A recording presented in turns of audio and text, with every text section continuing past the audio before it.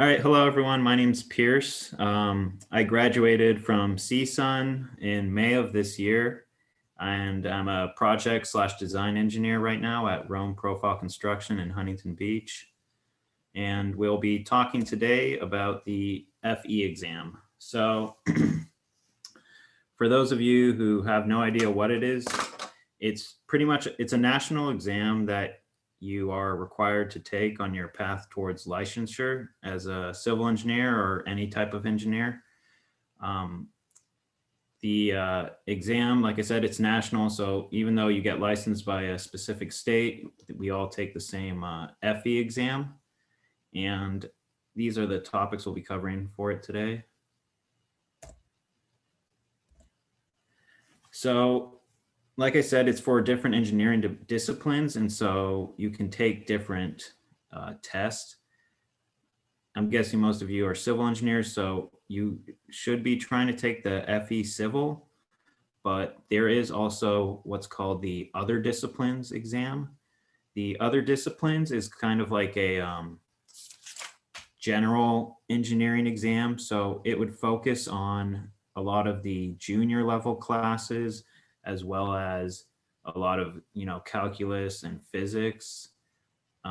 So it kind of depends. If you're a junior and you're thinking of taking the exam, a lot of people recommend going with the other disciplines because the FE Civil, it's going to test you on things that a lot of it's going to be stuff that you learn in your senior year. So if you're like your second semester as a senior, I would recommend trying to study for the FE Civil, or if you're just graduated, I would recommend doing the FE Civil, just because even though there might be a couple things on there that you haven't learned yet, I think your time's better spent studying for things that are going to be, more important in your career rather than having to study for things that you're not really, like, you're not going to be using, like hardcore calculus or physics in your career. Whereas the stuff that's covered in the FE Civil, it'll be more important for you to learn, even if you haven't covered it yet in school. And over here is just the different pass rates. They're all pretty much about the same, like 70% or so. So it's fair to say that both exams are going to be equally as hard. It just kind of depends where you're at. So how to register for the exam? It's recommended to register about 2 to 3 months because with COVID, it's like a little bit different now. The spots I think are filling up more, but 2 to 3 months is kind of the amount of time you should give yourself to study as well. And to register, you do need to make a NCEES account, and you register through that website. And over here, this is also the link to the specifications for the exam, which we're going to get into on the next slide.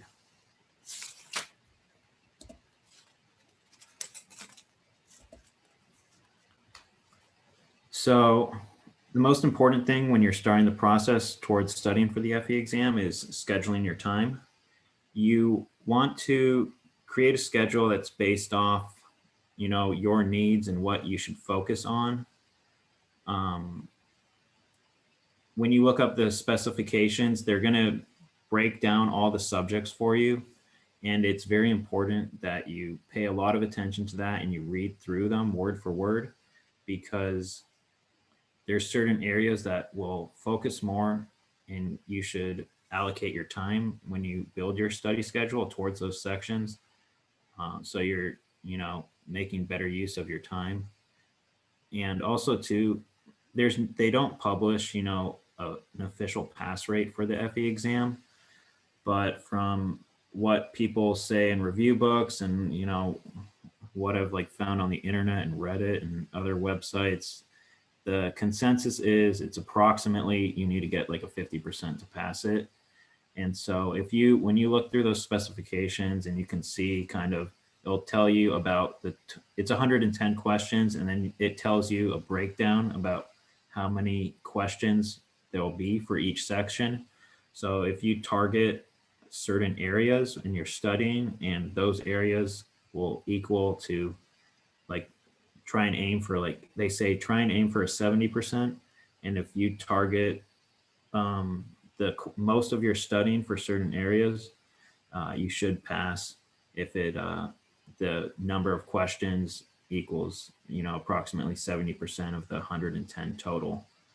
And there's different ways you can make schedules. Here's an example of one, Hunter, if you guys know him, he made this schedule when we were studying.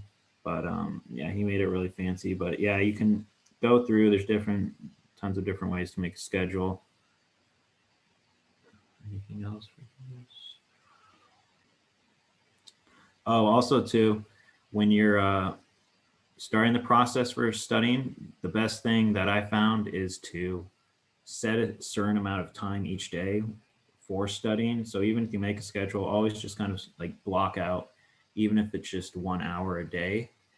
And once you start doing that for a week or so, it kind of turns into a routine and it gets really easy to study if you just dedicate an hour each day towards it. And so, yeah, here's the specifications I was talking about in the slide before.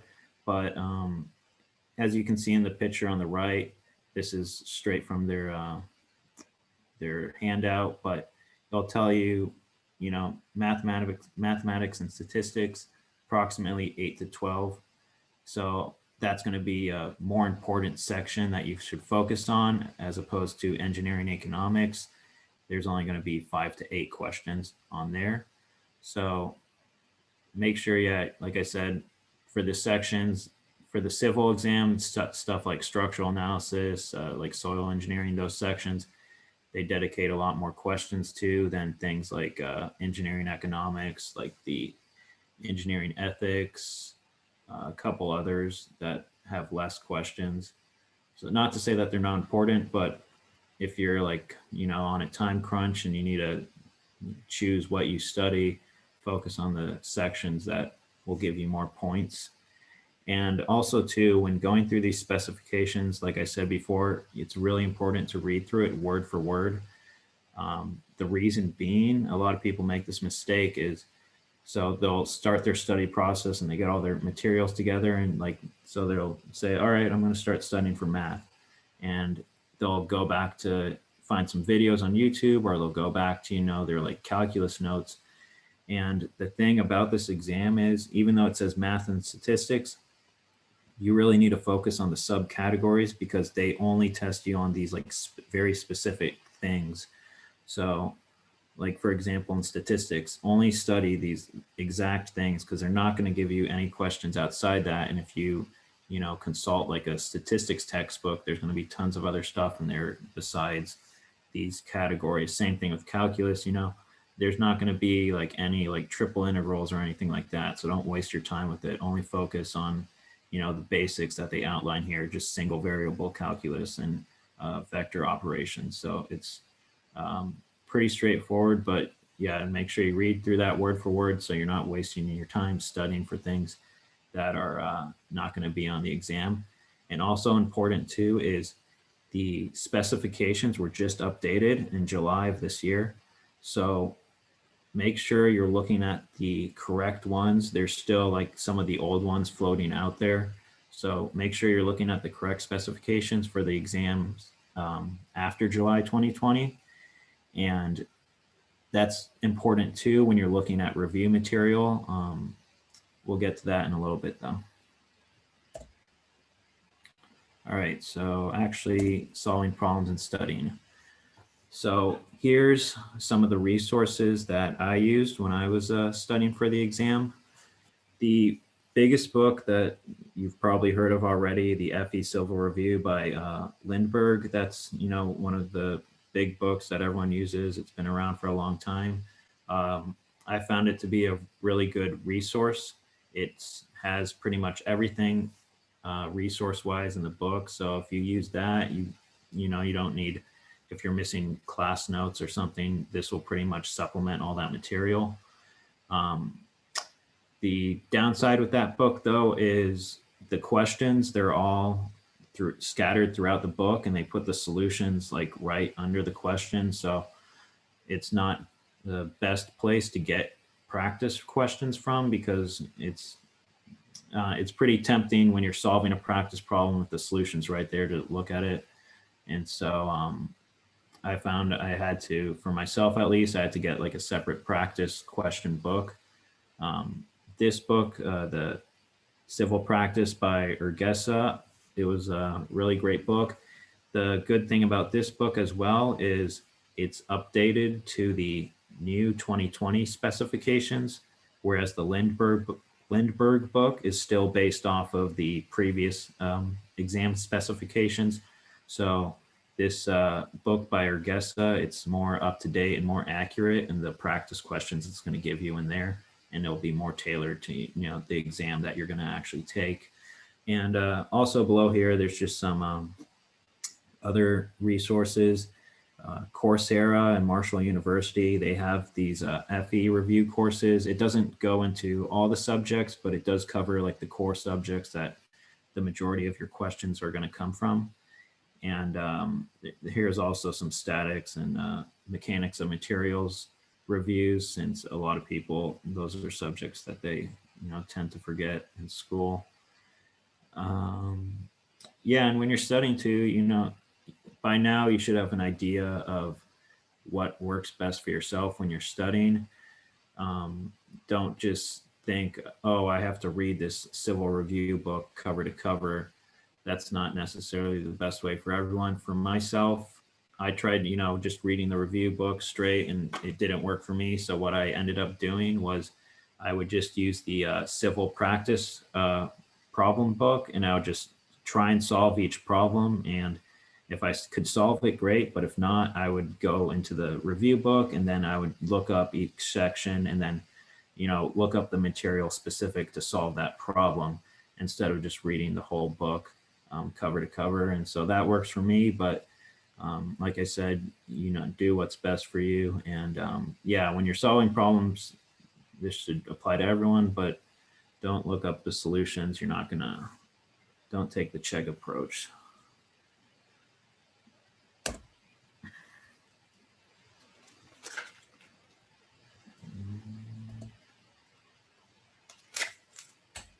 So what to expect, when you're actually taking the exam. So like I said earlier, it's 110 questions, and the exam total is 6 hours. That time, however, is broken up a little bit. So when you get in there initially, they have you like do some, forms you have to fill out, this non-disclosure agreement. They also take your picture and a bunch of other stuff. So make sure you get there about 30 minutes early, because that stuff takes a little bit of time. And then once you actually go into the room, it's like a separate room that they have a bunch of computers in. They make you, every time you go in and out of the room, they do like a whole like pat down. They even like look on the inside of your mask to make sure like you didn't write stuff in there. So it's pretty thorough. And then once you go in the room, you do this short tutorial, and then you'll start the exam itself. So the actual exam, it's only, well, not only, but it's 5 hours and 20 minutes with a 25-minute break. They also allow you, I think it's like you can go in and out of the room whenever you want, but they'll keep the time running.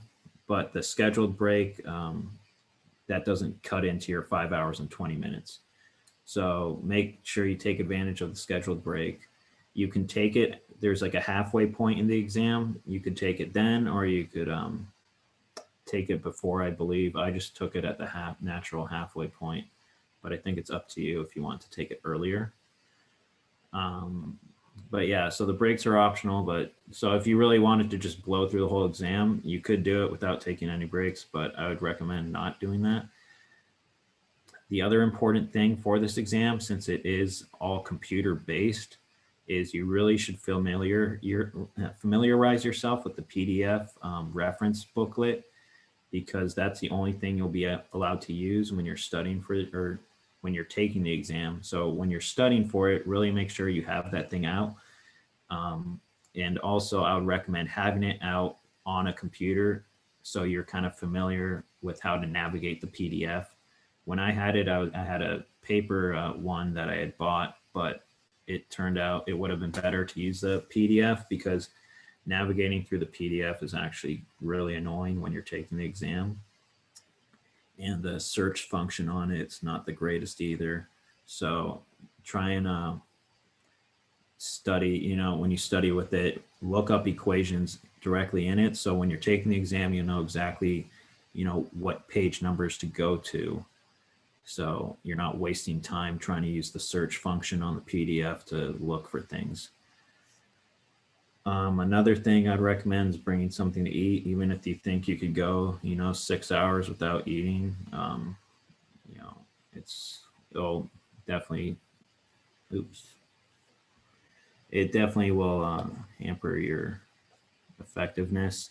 And also make sure your calculator is approved. There's only certain calculators they let you use for the exam, so look that up ahead of time and make sure yours is one of them. And if not, get one of those and practice with it so you're familiar. There's a lot of functions on the calculator, especially for things like statistics that you can learn, and it will like cut your time in half for solving some of these problems.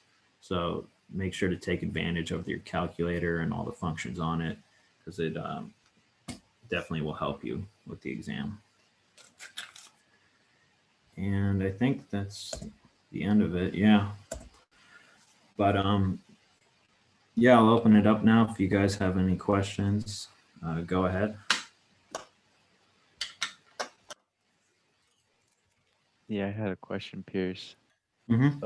So actually, I've been trying to sign up for the exam, but um, I like I put the what's it called? Like I say I like want to purchase it or whatever, and I put it in my cart, and then when I want to check out, like it doesn't ask for a date. Like it asks for my credit card information first before I put in a date. So like I haven't like put in my information because I don't want them to charge me and then like give me a random date. Like Oh yeah. So yeah, when you sign up through it, it's kind of weird. So you're doing it through that NCEES account first. And so you pay for the exam first before you pick a date. But okay, it kind of gives you like it's a code, or they give you something pretty much. But once you have that, then you can pick any date you want. So yeah, you do have to pay for it first, and then you can't look at what the dates are pretty much before you pay. But oh that's so tough. you Okay, can, once you pay, you can use the code whenever. I think there's like a year time limit on it, maybe. So it's not like you have to register right away once you pay, but yeah, you select the dates afterwards. When I was taking it, there was kind of a lot of dates available, but I noticed, once COVID happened, they kind of filled up a lot. So I'm not really sure, what the availability is right now as far as the test dates. But when I was looking at them, they seemed to have like a month and a half out. They had stuff available. So it might be the same case now, or it might not. But yeah, I'm really not sure. looks like I gotta pay to find out. Yeah, pretty much gotta pay to play. Any other questions anyone had? Yes. Can you share that Excel sheet that you and Hunter and probably Jess made? Yeah, I'll share. I'll send you the slides and I'll send you that sheet as well. Cool. Thanks. Another thing that I didn't mention during the presentation, but I think is important as well. So once you take this exam and you pass it, it doesn't officially give you, your EIT certificate. That's something you actually have to apply for after. It's kind of weird, but so once you pass the exam, you have, a certificate that you passed, and then you have to apply to the state board, um, pretty much saying you passed the exam, and then you want to do, they do like a background check and fingerprints and some other stuff. So you have to fill out this form and do that, and then they do the background check, and then you'll get your engineering training certificate officially. So then you can, put that after your name and on your LinkedIn profile and look cool. But yeah, there's that. Also, too, after you pass the FE exam, you can technically take the PE exam right after. You don't have to wait. Why are you shaking your head, Emily? You don't want to take it? I am not going to be prepared after, like, I would have been brain dead. I wouldn't even want to think about taking the PE. Well, a lot of the stuff, I mean, I haven't started studying for the PE yet, but from what I've been told, there's a lot of like the first half of the exam is going to be really similar to what the FE exam was. So it is beneficial, if you don't want to study all that stuff again, to try and take it sooner. But yeah, if you really want to be, an overachiever, you can take the P. You don't have to wait the 2 years. Is pretty much what I'm saying. You can take the PE exam whenever you want, and then get your 2 years of experience after that, and then get your professional engineer's license. You don't have to wait 2 years to take the exam. So that's another thing to consider when you're studying.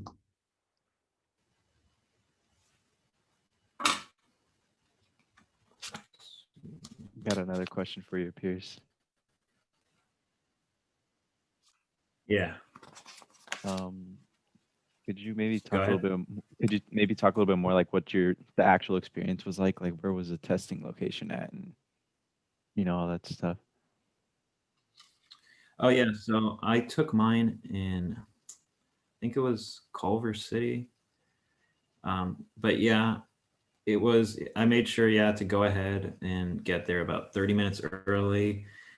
They had all their they initially stopped exams for a while because it was like right when I was supposed to take it, right when COVID started. And so then they stopped them, and then everyone had to reschedule. But when I went in, they had procedures in place. So you have to come with your mask. I don't remember if they did a temperature check, but yeah, they asked you questions and stuff, and you come in, you have to be wearing your mask. That's another thing to think about. You're probably going to have to wear a mask the entire time. So keep that in mind. Maybe find one that's more breathable or more comfortable, not like the standard one. But yeah, and then they have you fill out that non-disclosure agreement. They're pretty strict on that, making sure that you don't give out specific information about questions. So you have to fill out all that paperwork, and then they take a picture for whatever reason, and they actually make you flip your mask inside out to make sure you didn't write stuff on the inside. um, they also give you a locker that you can leave your things in. So if you want to bring a backpack, with something to eat and extra, pens or calculators, batteries or whatnot, you can bring a bag and keep all that stuff in there and leave it in the locker. And then they'll have you go over to a separate testing room. There's other people in the room, but it's pretty a big space, and everyone's pretty spread out. And there's one proctor that's outside the room. So if you need any help during the exam, you have to wave and get their attention. They're not actually going to be in there with you. And you'll be taking the thing. It's on you'll have a little cubicle kind of, and a monitor where you take the exam. And yeah, like I said, the whole thing's going to be on the computer. They'll give you some scratch paper. It's not even paper. So they give you 5 sheets of this laminate, and you have a marker that you write with. So you don't have scratch paper, pen and paper. It's this laminate and then a whiteboard marker kind of that you have to do your scratch work on. So that's something. Tough. Yeah. So maybe, yeah, when you're solving your problems, it might be better to write them on a whiteboard, because that's how you'll be doing your scratch work, is on that. And yeah, like I said, it's really important to get familiar with the PDF on a computer, because I wasted a lot of time trying to search through this PDF, and it's not like an Adobe application that you're using. It's their own PDF reader, and it kind of sucks. Yeah. So Wait, can you control F or no? Yeah, they have a search function, but it's Okay. it's not the greatest, and it'll give you 100 results. So you'll search something, and it'll say 100 results, and you got to go through all of them or till you find what you're looking for. So I would recommend trying to memorize page numbers if you can, for certain topics or subjects. That's what I think would probably be the best. Mm-hmm. But yeah, that's the only thing. The PDF was probably like the biggest obstacle, I think, when I was taking it. It was just thumbing through that thing during the exam. But yeah, you do get a lot of time. It was plenty of time, I think, to finish it. And yeah, the other thing too is I'm pretty sure it's like you only need to get 50% right to pass. I think that's, you know, from what I've seen online, that's what a lot of people said. That's what it says in that review book as well. They think they don't publish official statistics, but that's what they're guessing is you need to get about a 50% to pass. So it's not too hard. You just need to make sure you, I don't know if you get negative points for answering wrong. I don't think you do, but Yeah. Okay. and yeah, take advantage of the break and bring something like a small snack to eat or something too. And they have a bathroom there as well that you can just use whenever. You don't need to be on your break to use the restroom, but you do have to go, and there's like this whole like check-in, check-out procedure every time you leave the room. So they'll literally like, you know, you have to pat yourself down every time you go in and out. So like that's going to waste like 5 minutes of your time if you use the bathroom when you're not scheduled on your scheduled break. Yeah, that makes sense. Yeah, so yeah, I took the GRE and it was really similar to it, like the procedure you're talking about. yeah, like they have you like stand there and they probably used to pat the people down themselves, but since COVID, they make you pat yourself down, and then you have to turn around and then like show them your back and then like empty out your pockets, and yeah, it's a whole thing every time you go in and out of the room. So it does take up like 5 minutes or so. One thing I did like about the GRE is they gave you like earmuffs to cover your ears. Oh yeah, Did they give you that? they do give you those too, and they have, if you don't want to use their earmuffs, they have like separate ear plugs that they'll hand out to you as well. Okay. But yeah, also then make sure to ask them if that little, as I was telling you about the whiteboard marker thing, sometimes make sure it works before you start the exam, because if it doesn't work, then you got to raise your hand and they'll have to come bring you a new one, and they'll waste some time. Okay. And yeah, the other, I guess the one last thing I would want to stress is that the exam specifications, really like go through and read them word for word, because they did change it a lot from the last exam. And so a lot of the review courses and review material out now, it's all based on the previous specifications. And so they did a lot of rearranging, but they did take out a couple of sections. And there's some people who have done like YouTube videos where they'll like specifically outline, you know, what sections changed. So I'd recommend looking those up as well. But yeah, go through the new specifications and try and learn those, because it really narrows down what you need to study. Like, for example, like when people are studying for surveying, they don't have, one thing that's not in the new exam is they don't do the whole, you know, closure where you have to do, they don't have that in there. And that's like a big thing that people had to study for in the last one, but it's not in the new exam. So yeah. Well, I know Jorah taught me well, so I'll do fine in anything. Yeah, no, his stuff is actually, I used his notes when I was studying. Mm-hmm. That's good. Thank you, Pearce. If anybody else has any more questions.